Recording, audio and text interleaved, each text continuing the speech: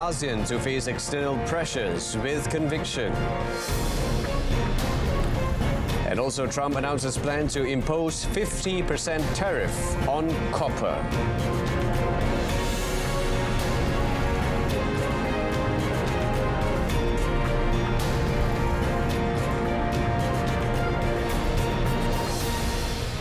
Good afternoon and salam Malaysia MADANI. I'm Brendan Lepal. ASEAN must confront growing external pressures and geopolitical rivalries, including retaliatory tariffs imposed by the United States, with clarity and conviction. In his keynote address at the 58th ASEAN Foreign Ministers Meeting, AMM, Prime Minister Dr. Sri Anwar Ibrahim said that the region's unity must go beyond declarations and be reflected in its actions and resolve. We must remain the region's primary anchor for dialogue, in as much as our dialogue partners must continue to find value in engaging with us. ASEAN must confront this reality with clarity and conviction. We must read the landscape clinically, speak with coherence, act with foresight. Our cohesion must not end at declarations.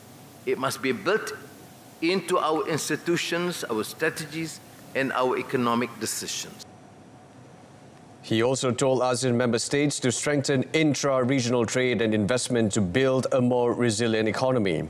He also underscored the need for ASEAN to stay united and resilient, calling on member states to reinforce ASEAN centrality as the region's guiding principle.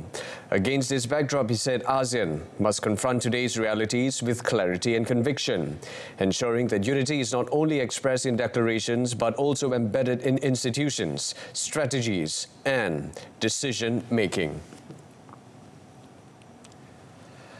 ASEAN member states must stay united and intensify efforts to build a future-proof Southeast Asia amid growing geopolitical uncertainties, economic fragmentation, and global disruptions. Foreign Minister Dr. Sri Mohamad Hassan said the region must uphold strategic autonomy and collective action to navigate emerging threats such as climate change, technological disruption, and rising polarization. We in ASEAN must focus our effort toward the full future-proof Southeast Asia. We must keep our spirit of strategic autonomy and collective action alive. With the torch now in our hand, we must lead our peoples into a safer, more equitable future. He said this in his opening remarks during the opening ceremony of the 58th ASEAN Foreign Ministers Meeting, AMM, today. He stressed that Malaysia's ASEAN Chairmanship in 2025 would be guided by the values of inclusivity and sustainability, in line with the recently adopted ASEAN Community Vision 2045, which aims to shape a resilient, innovative and people-centered region. The 58 AMM and related meetings bring together around 1,500 delegates, including foreign ministers from ASEAN member states, Timor-Leste, ASEAN dialogue partners, ASEAN regional forum participants, sectoral dialogue partners, and senior ASEAN Secretariat officials. US President Donald Trump said on Tuesday that he would not extend the 1st August deadline for higher US tariffs to take effect on dozens of economies, while announcing plans for a separate 50% duty on copper imports. The copper levy would broaden a slate of sector-specific actions Trump has imposed since returning to the White House and send prices for the metal soaring. We did steel, as you know, they're 50%. We did aluminum, 50%. Lumber just came out. Why don't you announce copper? And we did cars. And now, today we're doing copper. Commerce Secretary Howard Lutnick told CNBC shortly afterward that the rate will likely be implemented at the end of July or on 1st August. Trump also said Washington would soon make an announcement on pharmaceuticals, but officials would allow manufacturers time to relocate their operations into the country. In recent months, Trump has ordered probes into imports of copper, pharmaceuticals, lumber, semiconductors and critical minerals that could lead to further levies.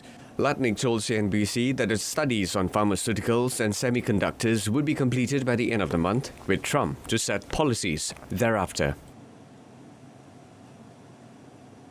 On another matter, Trump said China has been very fair on its trade deal with the US and that he has had a good relationship with the country lately, adding that he speaks with Chinese President Xi Jinping often. I do want to say that I think we have had a really good relationship with China lately, and we're getting along with them very well. They've been very fair on our trade deal, honestly, and I hope we're going to have a great relationship. It's a big, strong, powerful country. We're more powerful than they are. We have much better military equipment than they do, but we are getting along with them very well. I'm getting along with President Xi very well. We speak often. And with all of that being said, and I understand what you're saying, but I think we're getting along with China very well. Meanwhile, Trump said on Tuesday that the US would pretty soon charge a 10% tariff on imports from BRICS countries. Now, this move draws another complaint from Brazil President Luiz Inácio Lula da Silva, who just hosted the bloc's annual summit. Trump, who raised the tariff threat on Sunday, said in a Tuesday cabinet meeting at the White House that the duty was on the way. That's right, they have to pay 10% if they're in BRICS, because BRICS was set up to hurt us. BRICS was set up to degenerate our dollar and take our dollar as the standard, take it off as the standard. And that's okay if they want to play that game, but I can play that game too. So anybody that's in BRICS is getting a 10% charge. The BRICS group expanded last year beyond Brazil, Russia, India, China and South Africa to include members such as Iran and Indonesia. Leaders at the summit in Rio de Janeiro voiced indirect criticism of US military and trade policies. Trump gave no specific date for the BRICS tariff to kick in.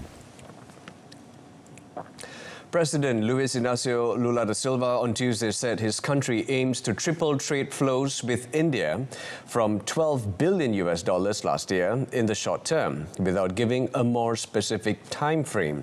Speaking alongside Indian Prime Minister Narendra Modi after a state visit in Brasilia, Lula also said Brazilian plane maker Embraer wants to strengthen its presence in India, partnering with companies there.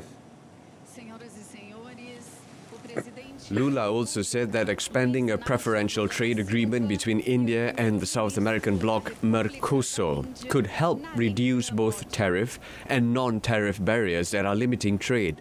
During his speech, he reiterated that sovereignty of the BRICS member countries, stating that they would not accept interference following US President Donald Trump's threat to impose tariffs, adding that other nations have the right to reciprocate. Prime Minister Modi, meanwhile, set an ambitious target to scale up bilateral trade with Brazil to $20 billion in the coming years. Key sectors identified for enhanced bilateral cooperation include agriculture, food processing, digital public infrastructure, and space technology.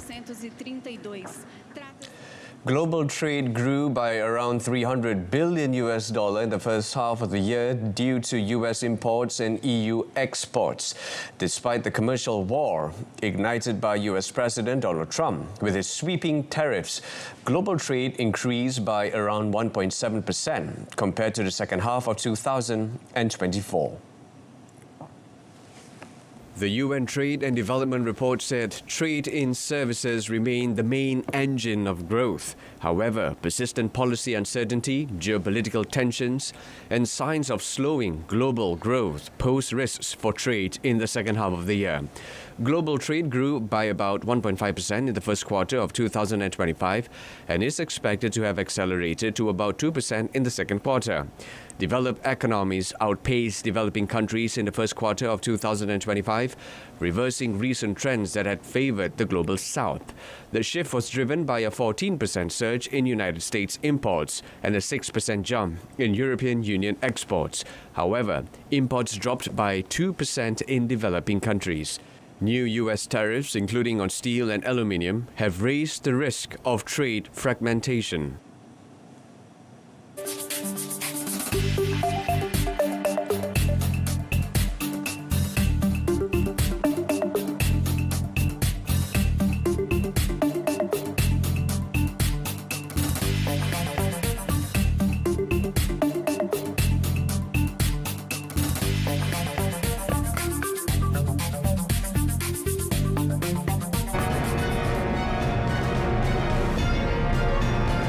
still to come. Death toll from Texas floods rise to 109. Stay with us.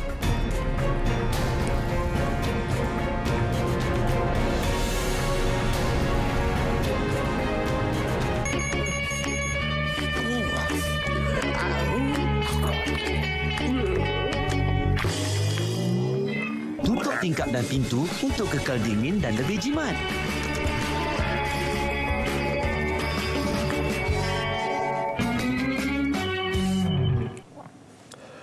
The death toll from the July 4th flash flood that ravaged a swath of central Texas Hill country rose on Tuesday to at least 109 as search teams pressed on their operations to look for scores of people still missing.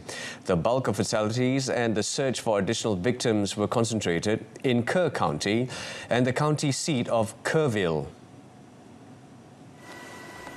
The bodies of 94 flood victims, more than a third of them children, have been recovered in Kerr County alone as of Tuesday, according to Texas Governor Greg Abbott at a late afternoon news conference after touring the area by air.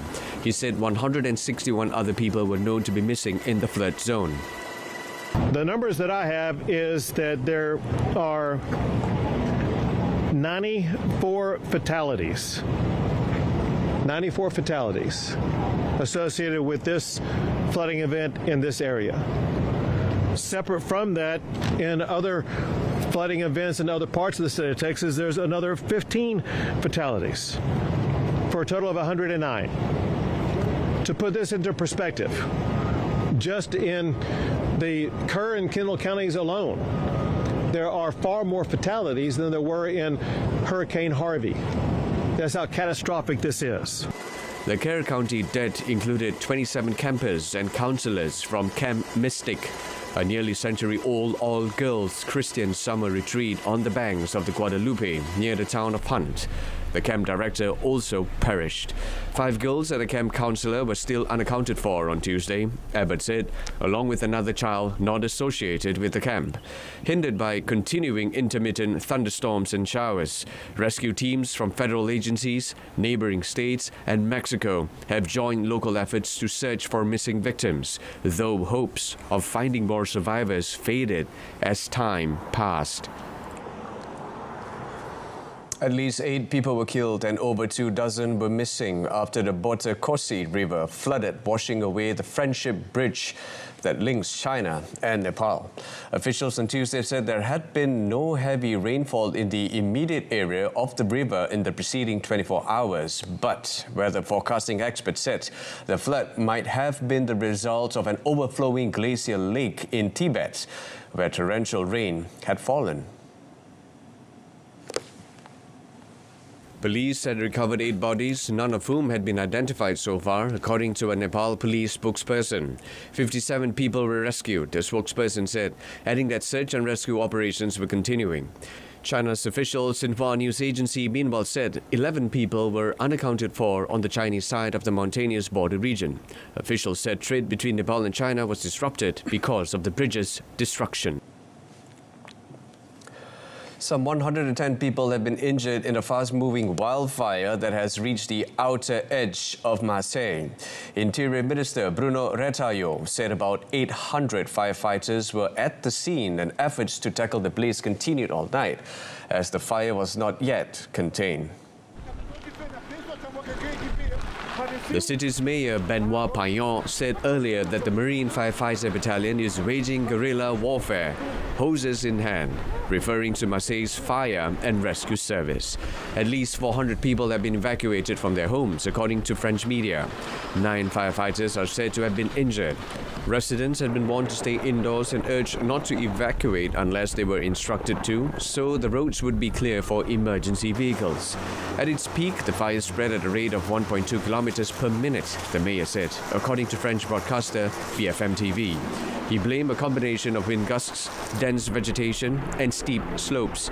French President Emmanuel Macron, who was on a state visit to the UK, expressed support for fire crews and called for residents to follow safety instructions. In other news, the Transportation Security Administration will no longer require travellers to remove their shoes during security checks at U.S. airports. Department of Homeland Security Secretary Kristi Noem announced on Tuesday, ending an unpopular policy. TSA had been requiring most U.S. air travellers to remove their shoes during screening for nearly 2 decades. The new policy began nationwide implementation on Tuesday. According to Noem, the change will drastically decrease passenger wait times at TSA checkpoints, leading to a more pleasant and efficient passenger experience. So there will be individuals at times that will be asked to remove their shoes. If we think there's additional layers of screening that is necessary, that may still happen to an individual. But we are excited with the fact that we have the technology now, that we have the multi-layers of screening in place that we've built in over the recent several years that give us the ability to allow our travelers to keep their shoes on. In 2013, TSA launched the Pre-Check Trusted Traveller program, whose members are not required to remove their shoes. Children under 12 and adults 75 years or older are exempt from removing their shoes. TSA began making passengers remove their shoes to screen for explosive in August 2006. In a statement, the Department of Homeland Security said other aspects of TSA's security process would remain unchanged for most other travellers. More than 1 billion passengers flew through U.S. airports in fiscal 2023 on over 10 million flights, according to the U.S. Department of Transportation. Taiwan is kicking off its annual military drills today with newly delivered U.S. high-tech rocket systems to feature in exercises aimed at preparing the self-ruled island for a Chinese attack. Troops will be deployed alongside the largest ever mobilization of reservists during the 9 to 18 July exercises called Han Kwang, which is being held at the same time as civilian defense drills. Taipei is eager to show the world, especially its key security backer, Washington, that it is serious about boosting its military capability. According to defense officials, the drills will let the international community know that Taiwan is determined to defend themselves and to pass on to China that the nation's military has the confidence and ability to defend a free and democratic life. Taiwanese people face the constant threat of an invasion by China, which claims the island as part of its territory and has threatened to use force to seize it. As many as 22,000 reservists will take part in the longest ever Han Kwang, which has been held annually since 1984, when the island was still under martial law.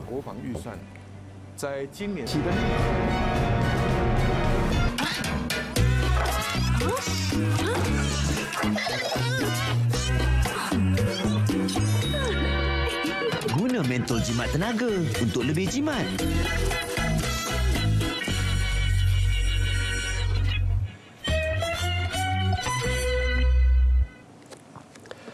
Starting with football, the new signing Joao Pedro scored twice on his first start as Chelsea eased to a 2-0 win over Fluminense on Tuesday to seal a spot in the final of the Club World Cup. The Premier League side were simply too strong for their opponents. The Blues. Paris Saint-Germain coach Luis Enrique described Wednesday's Club World Cup semi-final showdown between the European champions and Real Madrid as special, but dismissed questions over his relationship with Kylian Mbappe. PSG came to the United States for the tournament fresh from winning the UEFA Champions League for the first time in the season following Mbappe's departure for Real. Luis Enrique coached Mbappe during his final campaign in Paris, a turbulent year in which the France captain was initially sidelined from the team for refusing to sign a new contract. While PSG are seeking to end a trophy-laden season with even more silverware, the Club World Cup marks the start of a new era for Real under their new coach, Xabi Alonso. The winners of Wednesday's semi-final will advance to the final on Sunday, where Chelsea lie in wait. And in tennis, defending champion Carlos Alcaraz demolished Britain's Cameron Norrie and swept into the Wimbledon semi-finals for a third successive year on Tuesday. The Spaniard needed just 99 minutes to thrash Norrie 6-2, 6-3, 6-3 in his most commanding performance in this year's tournament.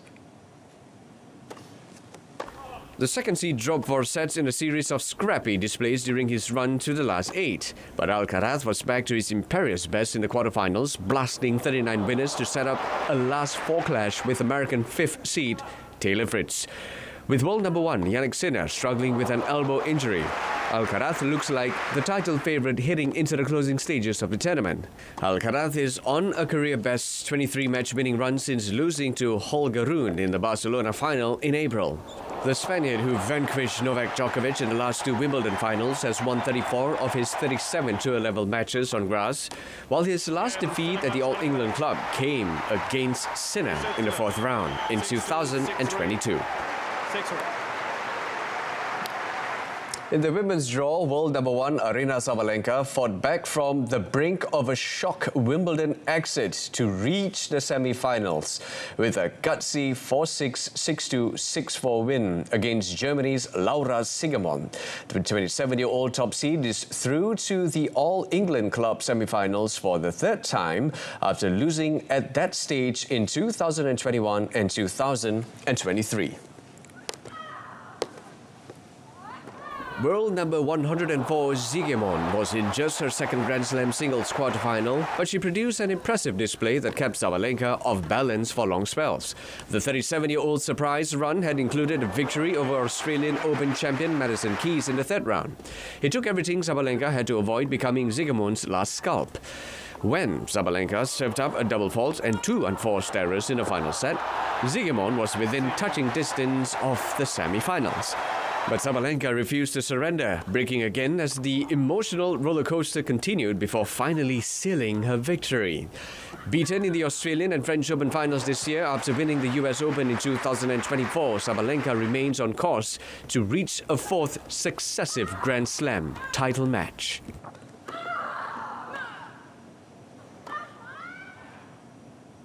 And on to cycling. Reigning champion Tadej Pogačar overtook race leader Mathieu van der Poel just before the line to win stage 4 of the Tour de France on Tuesday and is now level at the top of the general classification after earning his 100th career victory.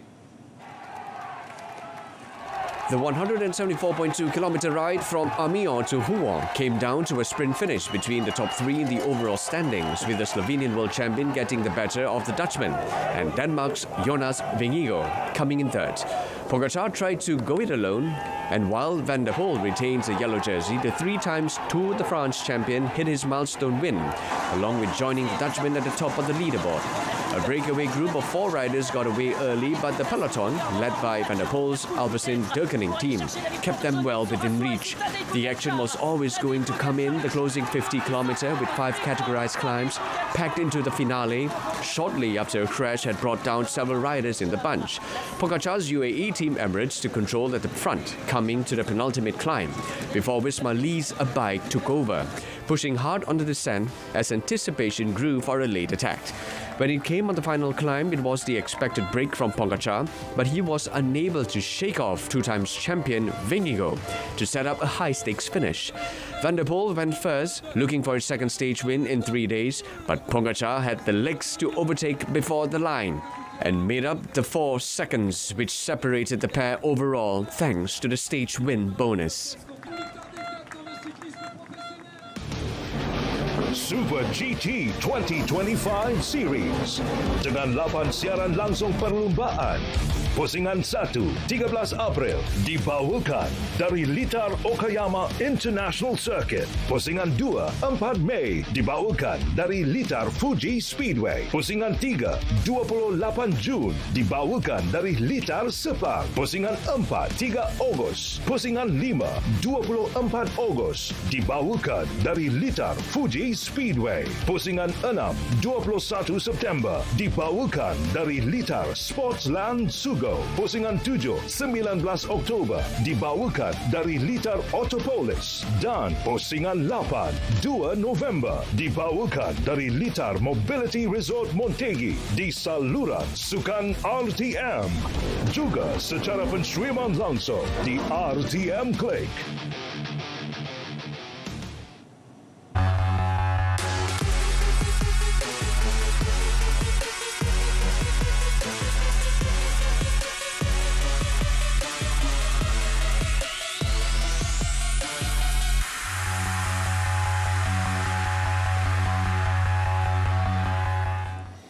And that's it from us. A reminder of our top story. PM calls ASEAN to face external pressures with conviction. Do join us again tonight at 8:30 p.m. on TV1 or saluran Berita RTM for more. You can also stream us live on RTM Click's website and mobile application. Till then, I'm Brendan Paul, Malaysia MADANI, Rakyat, Disantuni. Thanks for joining us and take care.